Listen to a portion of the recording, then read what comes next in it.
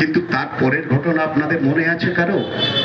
রিজবানুর রহমানের নাম তো মনে আছে। তারপর বিচার কি পেয়েছে?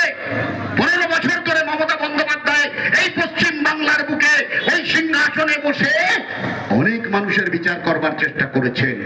রিজবানুরের মা কি বিচার পেয়েছিলেন?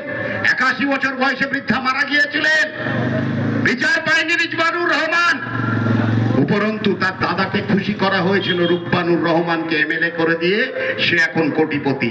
আরো ভয়ঙ্কর কি জানেন? যার বিরুদ্ধে লড়াই ছিল অশোক টোডি, জানেন এখন কি করে?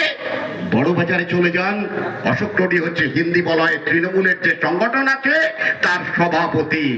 এই হচ্ছে মমতার বিচার, এই হচ্ছে মমতার বিচার। 2006 সাল 18ই নভেম্বর সিঙ্গুরের বুকে খুন হয়ে গেল তাপসী মালিক, মনে আছে আপনাদের? এই বটতলাতেও আমি পোস্টার দেখেছি, সেই পোড়া দেহটার ছবি আপনাদের এই বটগাছের নিচেও লাগানো ছিল। তৃণমূল কংগ্রেস, এই মমতা বন্দ্যোপাধ্যায় সমগ্র পশ্চিমবঙ্গে আন্দোলন শুরু করেছিলেন তাপসী মালিকের হত্যার বিচার হবে। তাপসী মালিককে নিয়ে তিনি লড়াই করেছিলেন, রাস্তায় নেমেছিলেন।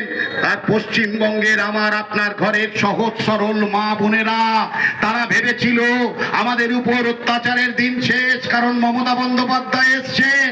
ধর্ষা করেছিলেন তাপসী মালিকের বাবা মনোরঞ্জন মালিককে সাথে নিয়ে, তার চোখের জলকে তা ক্যাশ করে তৃণমূল কংগ্রেস সেই সময় নির্বাচনে জয়লাভ করেছিল, আপনাদের মনে আছে?